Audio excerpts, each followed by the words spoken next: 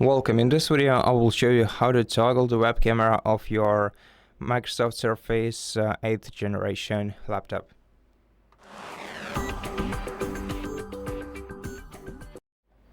First of all, open the Start menu and go to Settings.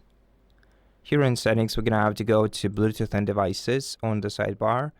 Then scroll down to Cameras and open this menu. Select your frontal camera and then disable. Click yes to confirm, and now to re-enable it, click enable right here.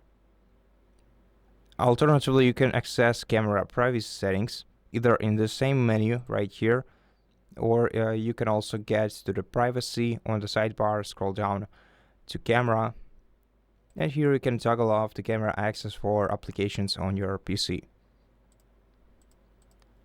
And that's it. Thank you for watching this video. If it helped you, please consider subscribing to our channel, leave us a like in the comment below, and I'll see you in the next one.